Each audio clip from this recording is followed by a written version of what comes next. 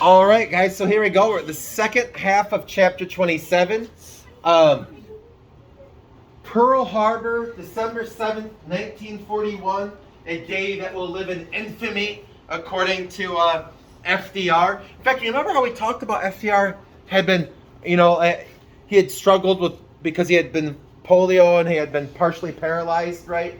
And just going to Congress and having to walk down the aisle was a huge struggle for him, physically speaking. But once Pearl Harbor happens, basically America, all the isolationist feelings from the 1920s are gone. All of the Neutrality Act sentiments that a lot of people had, the America First Committee, that just vanishes overnight. People want the war now. Japan, remember, we've had conflicts with them for a while, dating back about half a century. Remember, we got Hawaii. They didn't want us to get Hawaii. They wanted Hawaii for themselves. There had already been tensions between us for a while. Remember how they invaded Manchuria in 1931 and were kind of brutalizing this area of rich natural resources in China that Japan was taking over to try to feed their industry. Japan as an island doesn't necessarily have a lot of natural resources. But to make a long story short, Japan strikes us first because they feel war is inevitable, and the two big things they're trying to destroy are aircraft carriers, which were coincidentally out at sea at the time and not harmed at all, and they're also trying to destroy our oil refining capacity at Pearl Harbor, and that doesn't really happen either here. So in some ways it's a success. They sink a lot of American boats. They kill over like 2,000 Americans. They catch us off by surprise. Our radar actually picked it up, but it was relatively new, and they're like, oh, it's probably some American planes coming in. But anyways, in the grand scheme of things, it's actually a failure. It gets us into this war, and they don't complete their two big objectives that they actually want to complete. They don't actually complete them. So in a lot of ways, it's a failure. In fact, they had a third wave plan to attack Pearl Harbor, and they call it off because they're like, where's the American aircraft carriers? Is that going to strike us, And so they get kind of nervous when they can't see our aircraft carriers anywhere. But to make a long story short, Pearl Harbor gets us in the war. We get involved in World War II late, just like we got involved in World War I late. But now we're in it, and we're in it all the way. We declare war on Japan. Japan declares war on us. Germany has an alliance with Japan. Italy has an alliance with Japan. Germany and Italy then declare war on us. We declare war back on Germany. We declare war back on Italy. We are now fully in this thing. And a lot of Americans are upset because we're going to put most of our energy against Germany. We're afraid if Britain or the Soviet Union gets knocked out, it'll be virtually impossible to get into Europe. It'll be virtually impossible to put down Germany at a later date if the Soviet Union falls or if Britain falls. So we're going to put about 70% of our energy into Germany and about 30% into Japan. And a lot of people were upset because it was Japan that attacked us. And a lot of people wanted to go after Japan 100% or mostly. And the fact that we're putting most of our effort into Germany, it makes sense strategically, but the public was actually kind of dismayed by that, if that kind of makes sense. We're going to try to hold Japan and go more after Germany first. Let's get some F11 up in this. Oh yeah. Heck yeah, kids. Hey, on the home front, they're encouraging women to work. What's that term that starts during the market revolution in like the 1820s, 1830s, where women are encouraged not to have an economic role, to be submissive and pure? Remember all that stuff? What's that term? Tear it up, kid. Heck yeah. Tear it up. Good job. The cult of domesticity. Good job. And you still have that kind of sense that, yes, there are middle class and upper class women who work, but it's more the exception. And there's still this common trend that women shouldn't work. And if you're a woman living in this era, you might get whiplash because, before World War I, and I did say that, right? World War I, you have this woman shouldn't work kind of attitude. And then it changes a tiny bit during World War I because you need a little bit of women workers. Then it goes right back to how it was, another 180. But then during World War II, you need women to work again, and in bigger numbers than ever before. And 36% of working age women had a job. I know 36% seems small, but that's a dramatic increase. That's a huge change. And then after World War II ends, there's another 180, and it's kind of like back to being housewives. Does that kind of make sense what I'm saying? But you see what I'm saying? There's a bunch of 180s kind of in this era. But I think it makes some long-term gains. Now, this link has passed away. Rest in peace. But let's look at this real quick here. Oh, yeah. Whoa! I have that poster right up behind Double J over there. She's a wow. Now, guys, this poster is effective. It's very effective. By the way, you can still buy this bandana. That's like the Army Ordnance symbol, that thing right there. Oh, yeah. You can still buy that bandana if you want to be a wow. But, guys, this poster is effective. You have, in a country of about 130 million people, you have 16 million men serving in the Army. And you think about it, half the people roughly are not men. So maybe 65 million men. And then you have, some men who are too old to fight, some men who are too young to fight. And when you look at it like that, a large percentage of fighting age men are actually fighting. Or serving in the Army at least. Does that kind of, or military. Does that kind of make sense what I'm saying? So every woman misses a man. And it doesn't really matter who it is, but every woman misses probably multiple men. My best friend from school, my boyfriend, or my father, or my husband, or my nephew, or my brother, or my cousin, or my uncle, or you see what I'm saying? Every woman probably knows multiple men serving, and they're worried, oh, he might die. Or he might come home but severely wounded. Or he might come home but wounded mentally, right? Sometimes you don't always see every wound, right? And Caitlin's laughing. She's like, Mr. Morse, you're wounded mentally. Caitlin, that hurt right here. All right, that's where you hurt me. But you see how effective this is? The girl he left behind is still behind him. She's a wow. And they also made posters of the opposite. Some man out in the battlefield, and he's like, this is my girlfriend. She's a wow. She supports me, but you see how it plays on the emotions of women missing men and worried about men in their lives? And here's the other thing. Women were told, you can't be a proper woman and have a job. Women are supposed to have an economic role. And you'll be more like a man, and you can't be feminine. You can't be this, and you can't. What is she? Is she still feminine? She is. Is she clean? Yeah. Does she look competent? Yeah. Does she look capable? Yeah. Does she look like other positive C words? Yeah. Clean, competent, capable. Guys, she can get the job done. She's a wow. And women look at this and say, I can still be feminine, and I can get it done. I can do it. And I can do it for the men I'm missing. You see that, kids? She's a wow. Woo! Woo-wee. All right. Now look at this here. Now, Rosie the Riveter posters. Now, this first one on the left-hand side, the one on the left-hand side is the most famous one, but it was rarely known during World War II. It was rarely known during World War II. There were different Rosie the Riveter reincantations over the years, but this one's just for one company, the Westinghouse Company, and so very few people actually knew about this. It got more discovered like in the 1970s, I think it was. But you can see that she has this button here, and that's her face, so you know she's not like some Nazi spy. She's checked out and can work in something of significance, making military equipment. She's not going to sabotage. And of course, you got the bandana on because you don't want your long hair getting sucked into like the factory machine. I once worked in a factory my summer break between high school and college in 1997, and I'm glad I had short hair. Lots of moving machinery and stuff like that. But anyways, look at her. Look at her. Can she do it?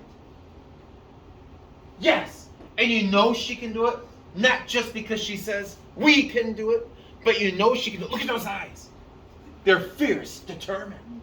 Look at that. She's rolling up her sleeve. Why? Because she's getting the job done. That's why. She's getting the job done. She's doing it.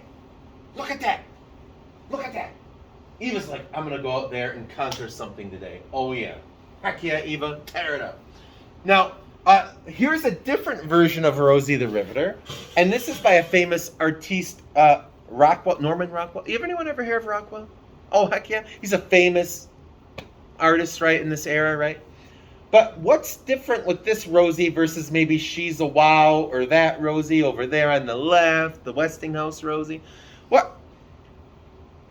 What's different? What is there some differences with Rockwell's Rosie? She has a sandwich. She's eating. Okay, she's on lunch break. She's got her metal lunch pail. No lie, like 17 years ago, I taught at a different school, and I had some students. They got me a Rosie the Riveter like action figure of like this one. I think it's a little. I don't know. It was like that towel. But you do have a comment? I mean, she has like a slightly more stereotypically manly physique. Look at that. She's on HGH, human growth hormone. Kids, there's negative things to steroids. I see some of the people like, I want roids now. No, stay off that. But look at that. Look at those biceps. Look at that. Woo. Man, she should be in like those fake wrestling things, right? Look at that. Woo. Yeah. And look at this. She's a Wow was pretty clean, right? Like clean white shirt, no blemishes on the skin. Don't you see some like grease marks and stuff on the clothes and skin a little bit? This in that way, it's a little bit more realistic, right? Like, hey, you get dirty working in a factory, right? I mean, that's what happens, right? And kids, like, look, there's her identification badge button, her identification button, so you know she's not like some saboteur or something like that. But guys, these buttons all have different meanings. And one interesting thing is this button right here. People back then would know it, but maybe not today. But that button right there basically means somebody immediately close to her. It couldn't be like some guy I once sat next to in chemistry class for a week and then I changed seats because he never used deodorant. Like, it would have to be somebody immediately close to her, like a brother or a father or a husband or a son. It would have to be somebody immediately close to her is serving overseas in combat, is that button. So you still kind of have that, like you're doing it for people, your family members overseas or loved ones or whatever. But you know what a lot of people miss in this? A lot of people miss it and don't even see it. I'll give you a hint. It's towards the bottom of the painting here. She's standing on like a newspaper. She's standing on a what? A newspaper? And you're very close. It's hard to read because it's kind of blurry. Even where I am, it's kind of hard to read. But her feet are on a book. And the book says Mein Kampf, Adolf Hitler, and then there's a swastika right there. Adolf Hitler in the 1920s, he tries to overthrow the German government in something that we call the beer hall putsch. And to make a long story short, the government kind of slaps him on the wrist. They lock him up, but I mean, you could potentially execute him for treason. But they kind of just give the court's kind of sympathetic towards him, and they kind of just like, I don't want to say let him get away with it, but kind of, it's a small jail sentence. And while in jail, he writes this book called Mein Kampf, and it translates in English to My Struggle. And it's kind of outlines a lot of his like ideology and philosophy and things like that. And it's a lot of the evil ideas and stuff like that he puts into motion later on were in this book. And it's actually, I once saw it in the Barnes & Noble section, in the biographies. I was just looking for interesting things to read. I wasn't looking for that, but I was just looking, and I'm like, oh crap! Like I was like, oh, I didn't think that. I was actually a little surprised I would see it there, to be honest. It's not outlawed, but it is in Germany, by the way.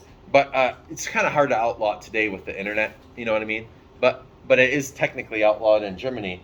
But yeah. So anyways, yeah.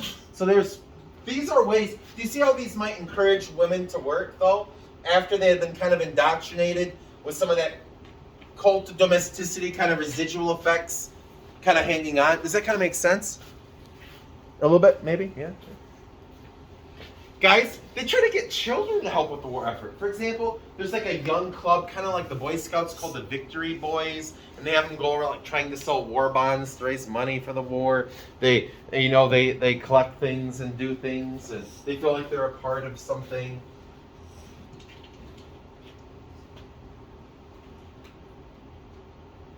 Get some F11 back up in this.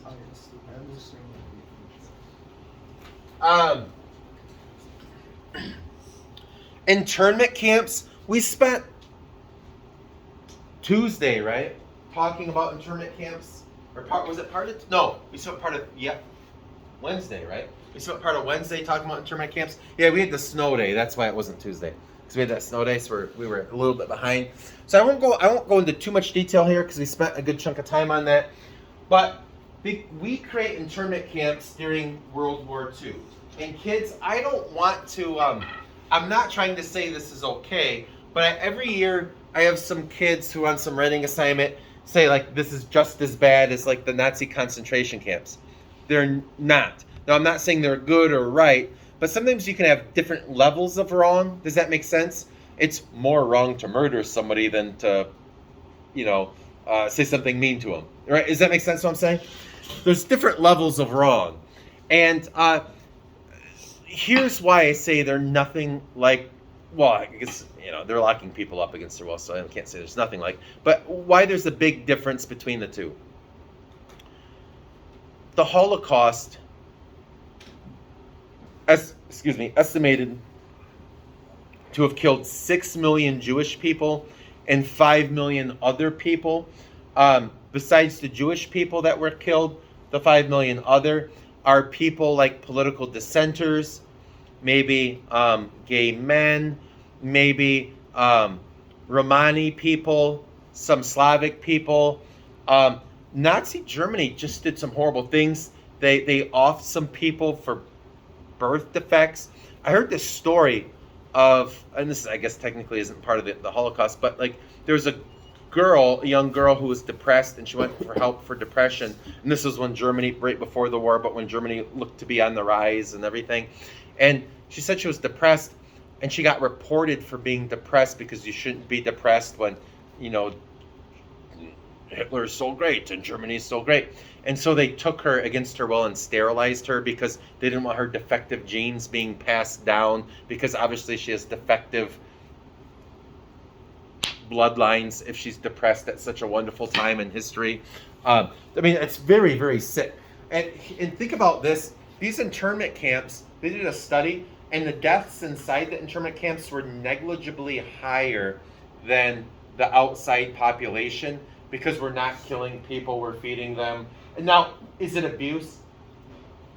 Is it a violation of civil liberties? Yeah, but it's not a death camp like Mauthausen or Auschwitz. Does that make sense? We're not executing people in here. In fact, I think if you take out Manzanar, I think the rest of the camps have the same death rate as the outside thing. So it's bad, but I don't want you kids to say it's the same as the Nazi death camp. And I get kids who say that all the time. Is that fair for me to say, do you think? Okay. I'm not saying it's good, but it's not the same level of bad. All right. We lock up 110,000 Japanese Americans. Remember, if you lived in this exclusion zone, Western Washington, Western Oregon, all of California, a smidgen of Arizona, you get locked up whether they have evidence against you or not. The rest of the country, they only lock you up if they have specific evidence, but they also place severe restrictions upon you. You can't have a flashlight, a gun, radio transmitter. These are tools of saboteurs. Remember how we talked a little bit about that? But don't forget, they lock up about 20,000 German Americans and Italian Americans, but they only lock those people up if they have specific evidence against them. We are paranoid Japan might invade the West Coast. They have a great navy, a much better navy than Germany or Italy. We're not really paranoid about the East Coast getting invaded. The Niihau incident unfortunately changed the government's mind. 1 month before Pearl Harbor, they had actually issued this thing called the Munson Report. And the Munson Report actually said, we don't have to worry about Japanese Americans. It's not going to be a problem. It's not that big of a deal. And if they try to do saboteurs, they'll stick out like a sore thumb because most of the military bases are all white or whatever. But after the Niihau incident, the military changes its mind. A downed Japanese pilot is helped by Japanese Americans in Hawaii on a little island of Hawaii called Niihau. And then the U.S. military flips and changes its mind. We need to worry. And they're judging by the group. Because of a handful of people over here, they're going to treat 110,000 people, locking them up for years. They were in that camp from like early 1942 to I think many of the people didn't get out until late 1946. So anyways, the Executive Order 9066 from President Franklin Delano Roosevelt authorizes locking up 110,000 people here, 20,000 people here, almost 5,000 people from like Latin America, Brazil, German immigrants who had connections to the Nazi Party. And a lot of these people experienced difficulties. I mean, first of all, you're locked up for 4 years, and it is a camp where you can walk around a bit, but you're locked up. A lot of these people sell their homes at a loss. Japanese Americans were more likely to be entrepreneurs, meaning own their own business, and a lot of them lose their business or sell their business or maybe try to keep their business, but when they get back, all their customers are gone to a new company. And it really stinks for a lot of these people. In 1988, the government gives reparations $20,000. Ronald Reagan signs that into law. And $20,000 in their money, because of inflation, is probably closer to like maybe $60,000 in today's money, if that kind of makes sense what I'm saying. But $60,000 to be locked up for 3 to 4 years, lose your home or lose your business. You see what I'm saying? It doesn't fully account, but it is for every individual. But I just want to point this out. Let's say you were 60 years old when you get released in late 1945 or early 1946. You're 60 years old. You might not be alive in 1988 to get your reparations. You see what I'm saying? So a lot of these people didn't necessarily get to collect on that. So a lot of these people face severe difficulties being locked up. Manzanar was famously bad because it has a cholera outbreak. Fred Korematsu is a Japanese American who sues, and it goes all the way up to the U.S. Supreme Court. And the U.S. Supreme Court rules in the government's favor. That Executive Order 9066 is legitimate. The Supreme Court says in times of great crisis, in times of war, everyone has to sacrifice. Everyone's making sacrifices. Some people are sacrificing their lives fighting in combat. Some people are sacrificing by giving up their sons. There's rationing going on in the war. You can't buy as much sugar as you want because of the war going on. And you have these rationing books. And so the U.S. Supreme Court says everyone has to sacrifice, and this is a reasonable sacrifice for the greater good of the country. I don't think this would fly today, but I could be a fool. But I don't think the Supreme Court would give it the thumbs up that it did back then. But you never know. I don't know.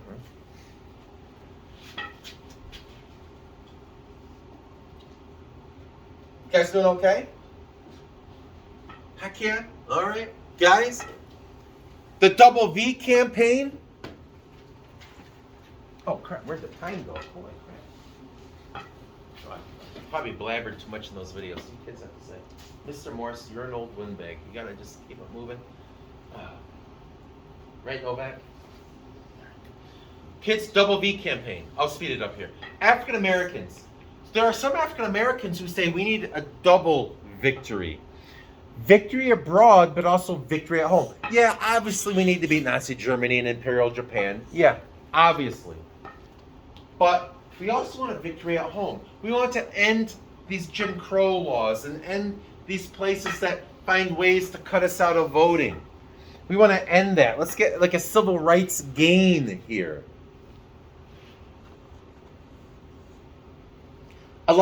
There's a lot of tensions in factories, and there's some factories trying to pay black people less, and there's some factories saying we're going to segregate, and there's some factories saying we're only going to give black people the worst jobs in the factory. And when a lot of African Americans, remember we talked about the Great Migration in the 19-teens, 1920s, kind of dips off a little bit in the 30s, but it picks back up strong again with World War II here. And a lot of African Americans are moving to the cities. moving north to the cities, even the big southern cities like New Orleans and Atlanta. And they're getting these factory jobs, but they're facing discrimination, north and south. Zoot suit riots. You know what a zoot suit is? It's like this baggy suit. And there were these Mexican gangs that would wear them. And there had been some murders in Los Angeles, and murders were going up. And the Los Angeles City Council, in its infinite wisdom, said, we need to stop these murders. And we believe it's mostly these Mexican gangs causing it who wear the zoot suits. So the most logical thing to get the murders to stop is to outlaw zoot suits. And yeah, it makes sense. And so they outlaw zoot suits. And so this shows, the zoot suit riots show tensions between whites and Mexican Americans. In particular, white sailors at the naval base in LA. And the white sailors will go around with sticks.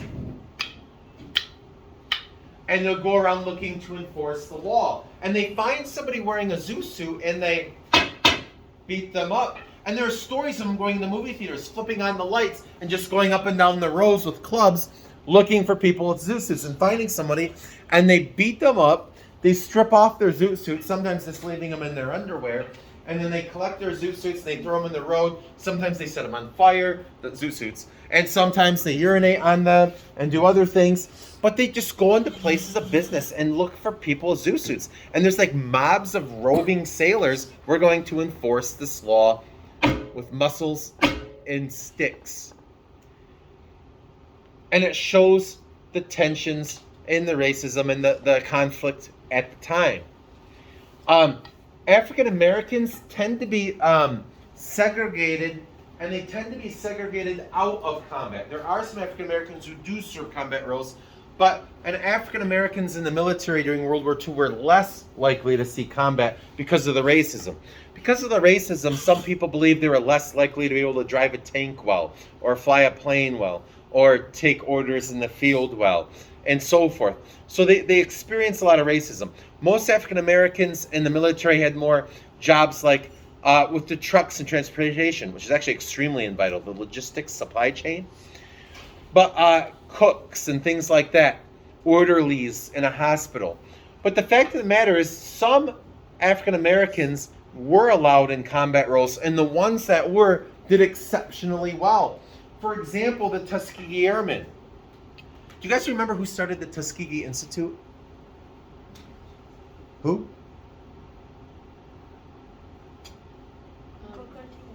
Booker T. Washington. Heck yeah, yeah. Tear it up. Heck yeah. Heck yeah. Booker T. Washington. And the Tuskegee Airmen get trained at his institute. And it's harder for them to be, it's hard to become a pilot for anybody. It's hard to become a pilot. First of all, you can't be too tall. You can't have poor eyesight. You can't weigh too much. And then on top of it, you have to have good reflexes and things like that. But because of the discrimination, it's even tougher for black people to become pilots in this era because of the discrimination in the military. So like the Tuskegee Airmen were like all they have to jump through like an extra hurdle almost. So they're like the cream of the crop almost to become a black pilot in this time. And at first, the bomber pilots were all white, didn't want anything to do with them. Oh my gosh, they're going to do such a bad job. Oh, we don't want anything to do with them. The bombers fly real slow, and it's easy for like the German Luftwaffe to pick them off. And so they have these fighter planes, and they have a naturally higher cruising speed. And so the bombers fly slow, and they kind of go back and forth like this often. I'm exaggerating the speed, but they kind of like zigzag a little bit. And then they look for like maybe German fighter planes coming, and then they have to peel off the bombers and try to keep the German fighter planes away from the bombers because they're slower, easier targets. Early in the war, and it changes a lot, but early in the war, we were losing 80% of our bombers. Like basically like early in the war. I mean, not like in each mission, but like over the course of time, it was not a fun time being a bomber pilot. But the Tuskegee Airmen did such a great job that they were one of the most requested fighter planes by the bomber crews by the end of the war. That's awesome. Heck yeah. And guys, D-Day.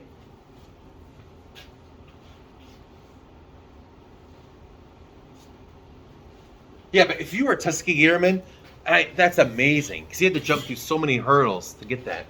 But D-Day, the AP US history exam doesn't talk a lot about military stuff, but D-Day could potentially show up because the significance is this. The significance is this gets us a foot in the door in Nazi occupied Western Europe. It gets us into France.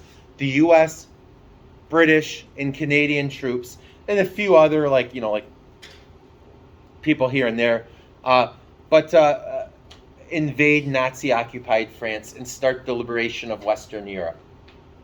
And so once D-Day is successful, some historians think it's not necessarily 100% over, but the writing's kind of on the wall. Germany's fighting on this big Eastern front against the Soviet Union. Germany's fighting a little bit up through Italy at this point, and now they're fighting on this third front in France, and it's just kind of too much. Germany's kind of they're getting pushed in from multiple sides. The writing's kind of on the wall. Audie Murphy. Do you guys want to watch a little video about him real quick, just for fun? Here we go.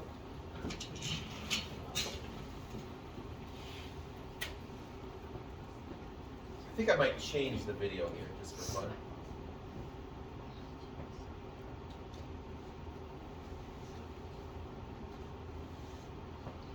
Just gonna be right. Trouble with your taxes. I'm April. You know, filing your taxes doesn't have to be complicated. With Tax Act filing is simple. Let's watch this. Simple? Simple is nice. And the best part, getting your max refund. Come on. All right. There we go. This one's a little bit shorter. We're running out of time here. But, let's watch this one.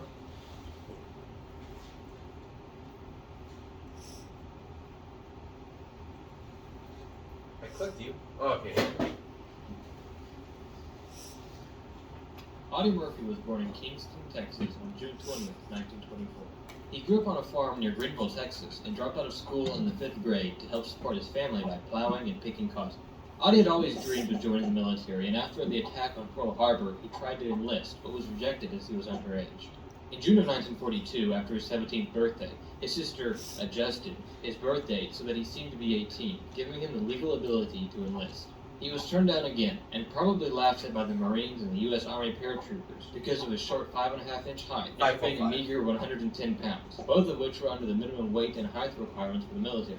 He eventually was accepted and sent to basic training, where he passed out during a drill. His company commander attempted to have him transferred to a cook and baker school, but Murphy insisted on becoming a combat soldier. He was accepted in, and after rigorous training, he was shipped to Casablanca, Morocco, and then to Sicily. While in Italy, he was promoted to corporal for his shooting skills and contacted malaria, which he had for most of the war. Audie was then sent to southern France, and on August 15, 1944, he encountered a German machine gun crew that pretended they were surrendering, but then shot Audie's best friend.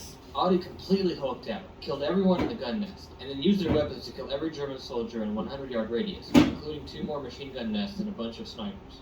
Audie was awarded a Distinguished Service Cross, which is second only to the Medal of Honor, and made a platoon commander. On January 26, 1945, he was given the job of defending a critical region in France called the Colmar Pocket, but all he had were 19 guys and a few M10 tank destroyers. The Germans showed up with a bunch of men and a dozen tanks. Reinforcements weren't coming for a while, so Murphy and his men hid in a trench and sent their M10s to go attack. The tanks were badly damaged, but instead of giving up, the malaria-stricken Murphy ran up to a crippled M10, hopped behind the 50 caliber machine gun, and started shooting at everything in sight. By the way, I forgot to mention that the tank he was on fire and had a full tank of gas. He then got off the tank and walked back to his men as the M10 exploded behind him, probably while in slow motion, a la epic action movie. Murphy was given literally every single medal out there, and then when they ran out of medals to give him, they then doubled the ones he already had, which racked up his medal count to a total of 33 medals. After seeing Audie's photo on the cover of Life magazine, he was brought to Hollywood to be an actor. Over the next few years, he didn't see much work and became very disillusioned. But in 1949, he got his big break in the movie Bad Boy. He went on to write his autobiography, To Hell and Back, which was then made into a movie in which he starred in as himself. He had parts of the story omitted so that his audience didn't think he was exaggerating the events that happened, or that he was making stuff up.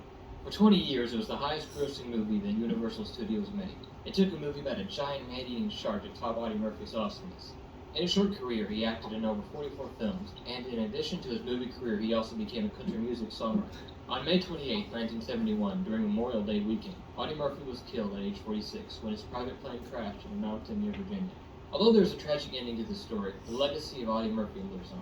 That's the history. The best thing about Audie Murphy, I didn't even say, the best thing about Audie Murphy is this, is that people who had PTSD, they would say, oh, you're a coward, oh, there's something wrong with you. People would talk about like having like mental issues after a war. Oh, you're just a coward, oh, you're a wimp, oh, there's something wrong with you. And Audie Murphy changes that. He says, I have those issues too. And nobody can really call him a coward because of all the medals he won in the war and the brave things he did. And so that enabled other people to kind of step forward and say, hey, I need help. Because I'm not going to get called a coward now because, Audie Murphy has made it more acceptable. He'd also go to schools and tell kids not to do drugs. Maybe I should stop my C block. All right. Now, guys, so that's Audie Murphy. I don't know if you know this, but there's a man named Matt Urban who wasn't born and raised in Holland, but spent much of his life in Holland. He ran the Holland Parks and Recreation for many years. You guys ever hear of Matt Urban?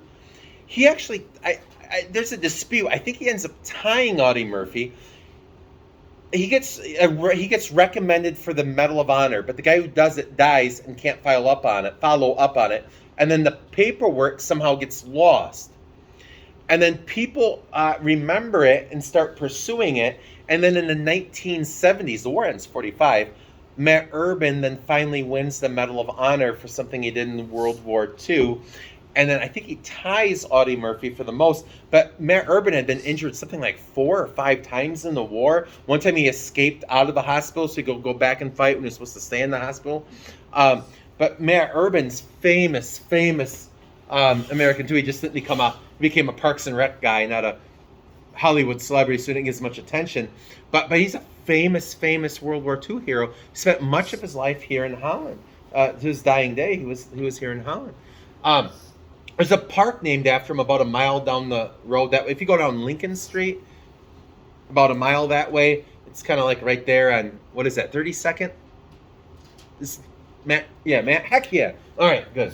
All right, I live in Orange. I don't know Holland too well, but yeah, it's like Lincoln and 32nd kind of. Heck yeah. All right, kids, here we go. Midway. This is an important battle because it stops Japanese expansion. On paper, we should lose. Japan's surprising a surprise attack on us, but we find out about it, and we surprise attack their surprise attack. I think I might have said that first part wrong, but on paper, Japan should win. We should lose, is what I meant to say if I didn't say that. But the fact of the matter is we surprised their surprise attack, and we need a lot of luck, but we win the Battle of Midway, and never again has Japan expanded their empire. And last but not least for the day, kids, the Yalta Conference. The Yalta Conference, the 3 big powers meet at the end of World War II, it's not 100% over, but towards the end of World War II. And who do you think are the 3 biggest powers of the Allies, of the people fighting against the Axis powers? USA, Britain, Soviet Union, USSR. Heck yeah. Good job, Carter. Heck yeah. Man, he's cooking up a storm over there. All right. Now, kids, guys, and we all meet and we decide we're going to split Germany up into 4 occupation zones. 1 for the Soviets, 1 for the British, 1 for the French, and 1 for us. And I'll just kind of click on this, but this foreshadows. Have you guys ever heard of like Cold War problems with Berlin, like the Berlin airlift or the Berlin Wall? This foreshadows those problems. Because to make a long story short, we see this is Germany, and Germany loses a bunch of land to like Poland and stuff over here, and a tiny bit, I think, over here to France. But this green area is Britain. This blue area is France, is part of Germany. They get to control. This yellow area is the U.S., and this red area is the Soviet zone. And basically what we say is we're going to split this up and we get to control it. Eventually, the American, French, and British zones are going to form what we call West Germany, and the Soviet zone is going to form what we call East Germany. And it's going to be two separate German countries for a while, from like 45 to, 89, I think, when they finally get back together. And so, but the problem is this. The problem is, this is Berlin, and they also split up Berlin. And so you can see there's a West Berlin, that's French, British, and American. And then there's the East Berlin, which is the Soviet side. And this is going to cause future tensions with like the Berlin Wall around it. This is going to cause future tensions with like the Berlin airlift before the Berlin Wall, and so forth. So, yeah. And last but not least on this thing today, guys, is free elections. The Soviet Union promises free elections in Eastern Europe, and they instantly kind of go back on it. And they don't allow the Polish to have their votes. They impose a Soviet-style system on them. And the rest of Eastern Europe, like Hungary and places like that. No, not lunchtime, the country. And so these free elections in Eastern Europe. And when we see this, the American mindset is appeasement, appeasement. Stalin's the next Hitler. He's behaving like it. We can't appease him. We need to be very confrontational and direct.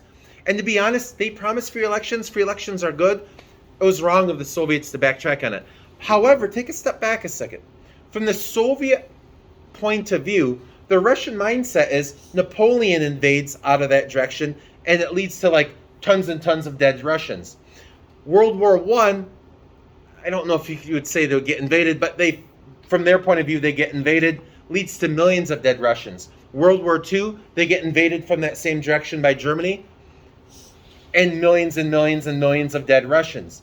Russia suffers more than anyone fighting against Nazi Germany. And their mindset is, we keep getting invaded from this direction. We want a buffer zone to protect ourselves. But we see they want to be the next Hitler. They see we want to be a buffer zone.